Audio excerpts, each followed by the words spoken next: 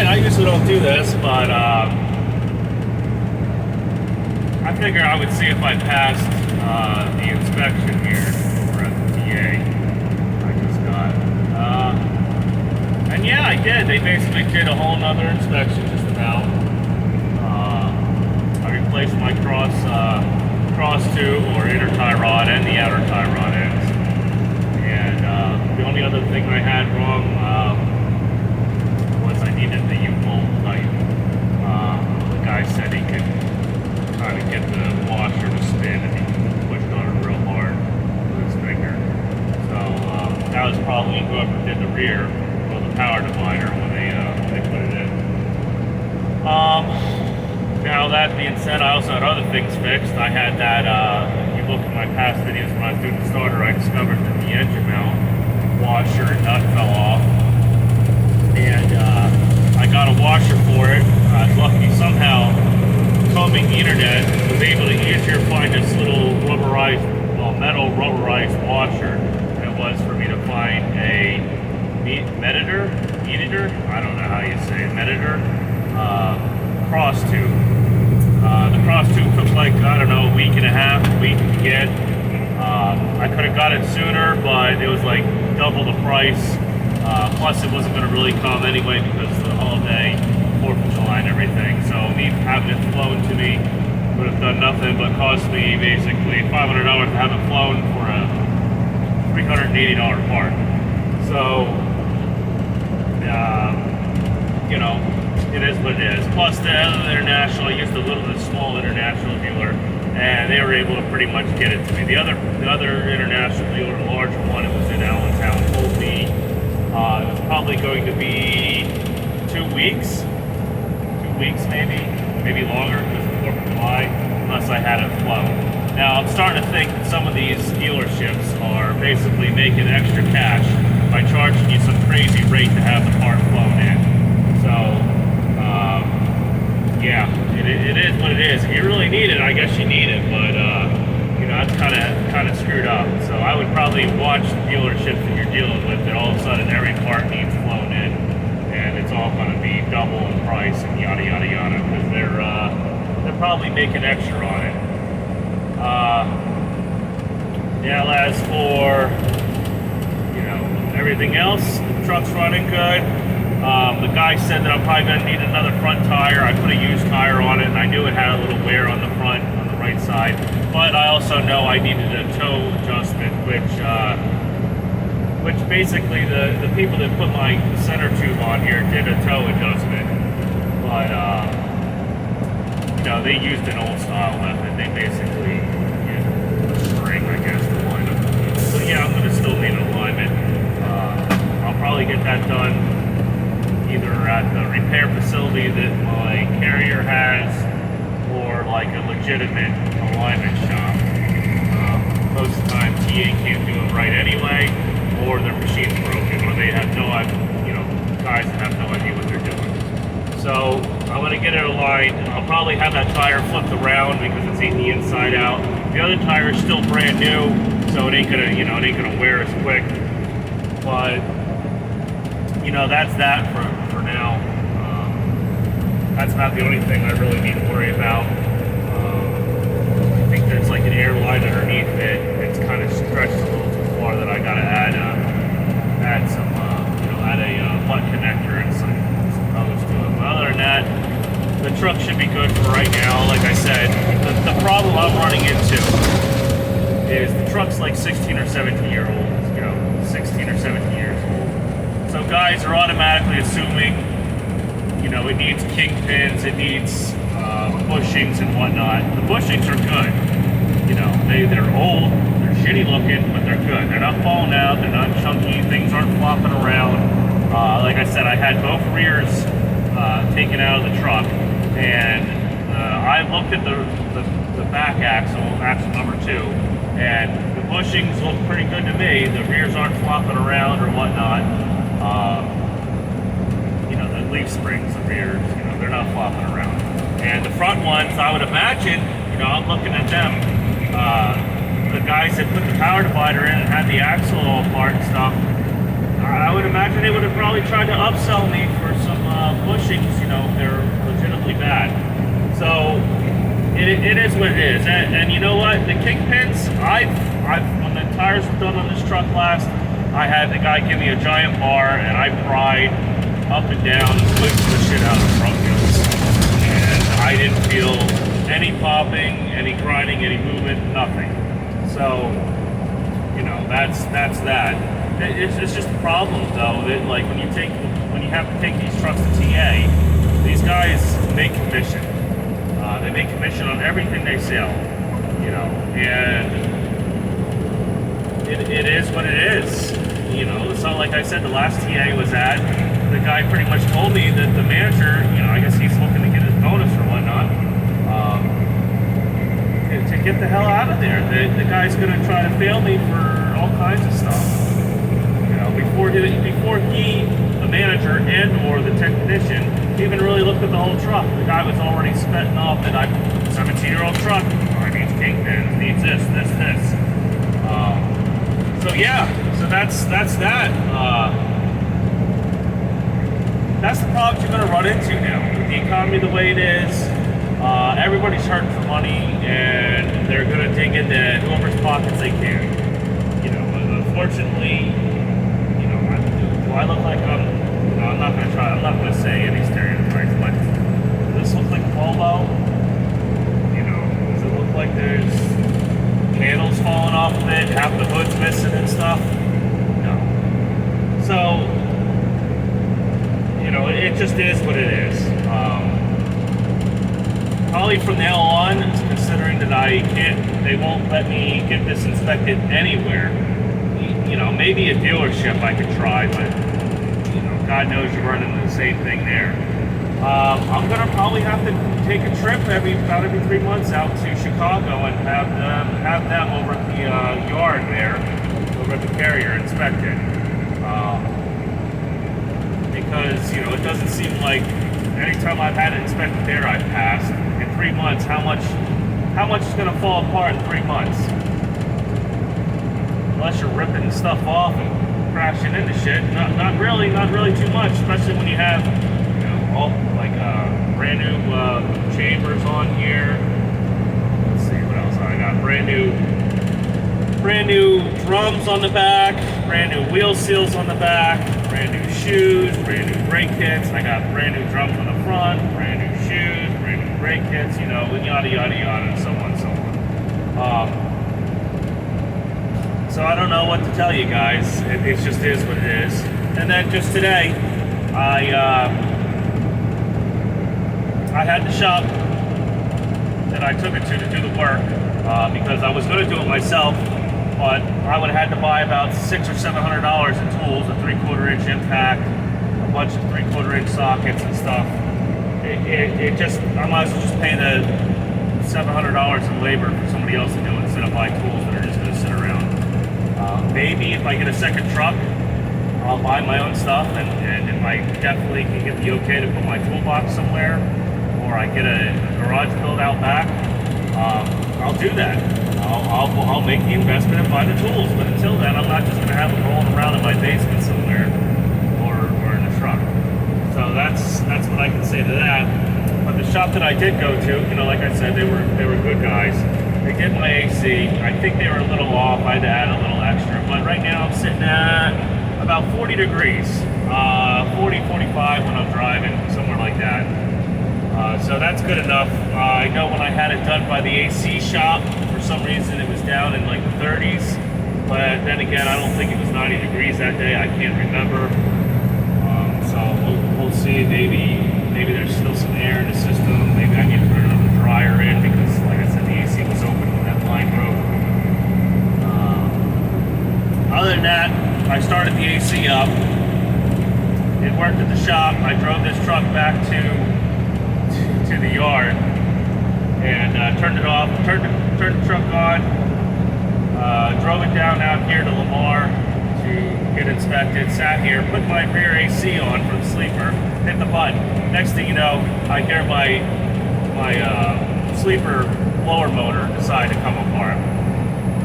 here, there's been a missing vent over on this side the whole time. And I had that blower motor out when I first bought it to fix it. And I couldn't find no vent. I just figured the vent was missing.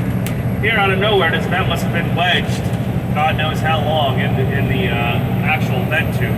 And the vent decided to fall down into the blower motor at that specific time and grenade the blower motor. So now I need a blower motor, the blades. And or blower motor. Probably just easier just to buy the whole blower motor. Probably can't just get the blades. But it is what it is. That's trucking. That's life. Luckily the AC blows good enough, and I got a fan right here that my sleeper still stays cool until that part comes. But it's just I don't know. It's getting rather annoying. This what it really is like to be an owner-operator. Sometimes you just have constant BS. Right now it's like 6:40 or something. I'm driving back. I had to sit there all day because I called the day before and asked when they had somebody there for inspection. They said there'd be somebody in at like 6 or 7, so I showed up around 7:30, and no, it was more like 8. I showed up around 8. And the guy called out. So it was either run all the way back home, almost, 2 hours just about, and come back another day, or sit and wait. So I sat and waited. I was already out there, and I didn't feel like trying to go anywhere else. Because like I said, I kind of trust the guys over there. I've dealt with them already. The one guy inspected it. He liked the truck. He's like, you don't see too many older trucks. They're still in this good shape. Especially international, when we really take care of them. And yeah. So I'm going to keep, probably when this is kind of local enough for me, I guess. I'm going to probably keep, if I'm in this area, I'm going to probably keep coming back to them, or if I ever have a problem or just need a quick oil change or look this out, probably take it to the TN Lamar. So if you guys are out here and you're on 80 and you trust, I'm not saying you trust TA, but at least the guys there seem like they know what they're doing. They didn't really screw me over either too much, but it is what it is.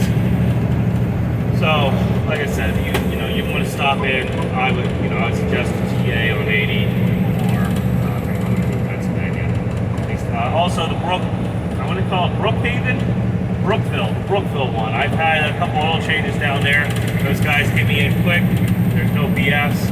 It's been a while, so I don't know. Maybe guys might have quit, might have left. But the Brookville TA2 is a real good TA. I'd recommend them.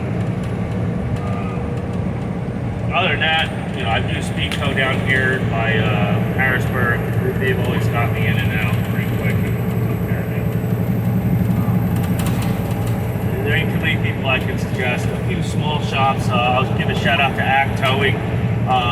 You'll get there. It might not look favorable. They got a lot of junk hanging around. They keep a lot of stuff until scrap prices are up, and then they get rid of stuff. But for the most part, they're good guys. They'll work with you. They're just hometown, small, decent sized repair shop. They got like 3 shops along 81. And their towing's pretty affordable. They're going to show up. Not going to show up in the most glamorous wrecker, but they'll show up in a decent wrecker, and they'll pick you up. Let's see. There's another shop over by Hazleton. I can vouch for them, but they're a little expensive. Guy takes care of his shop, takes care of his equipment, keeps stuff in good shape. Who's the name of that? That is DMB Towing and Repair. I'll vouch for them. They're a little on the high end, but you get what you pay for. I wouldn't say they rip you off, but they definitely have bills to pay. So, other than that, I guess that's it for now. I really don't have much else to talk about. It's just tough now. I've been seeing guys on Facebook drop off left and right, saying they're quitting, they're getting out. I just saw something on the flatbedder forum. A guy looks like he has 2 or 3 KW900s. you know, he said he's thrown in the towel.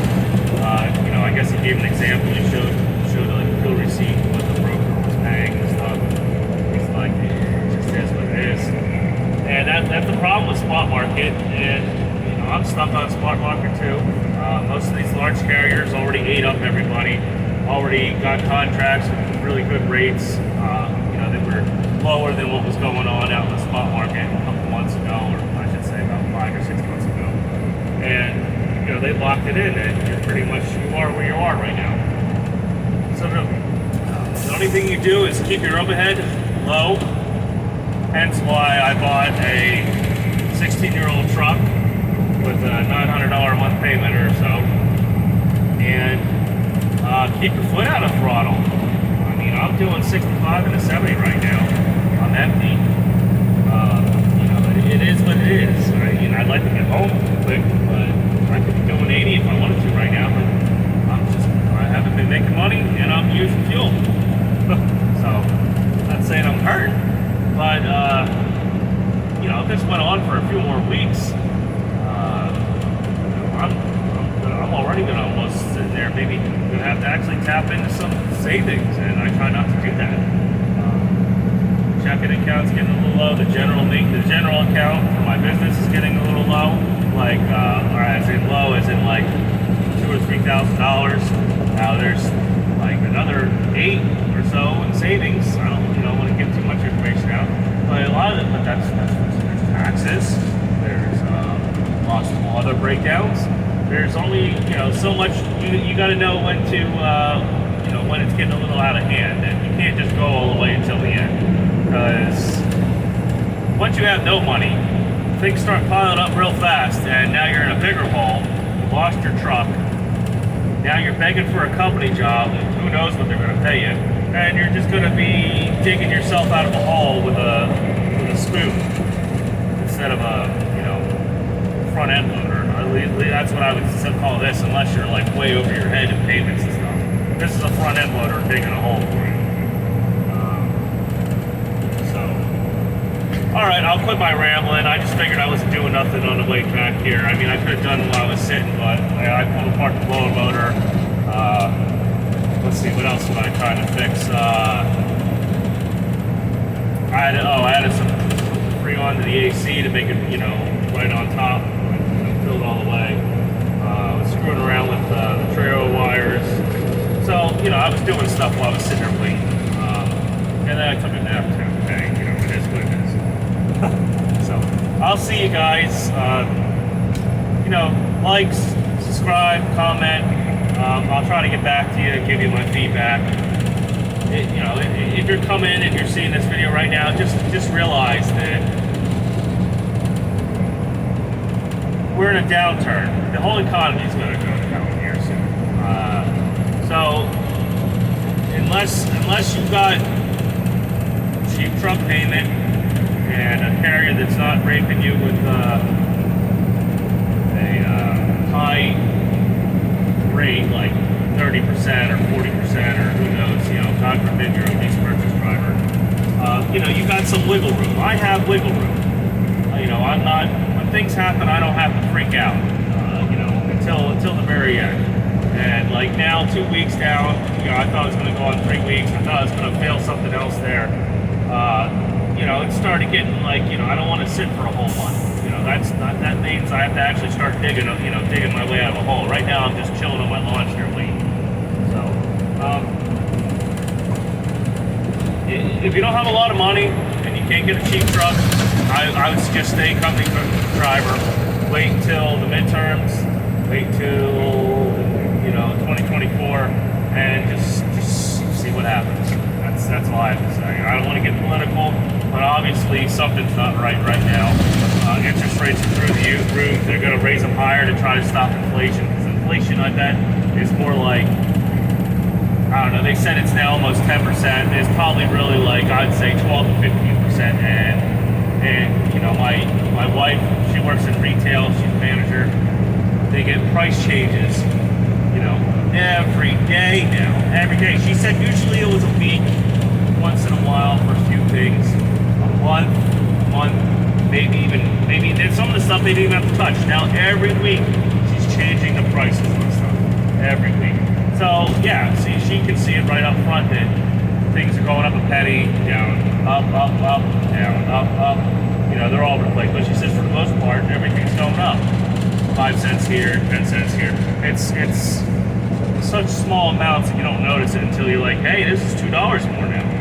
So, all right, yeah, I'll stop. I said I was going to stop the video already, but I could probably go on for a good 30 more minutes bullshitting about how screwed up everything is. But, all right, I'll see you guys. Thanks. Later.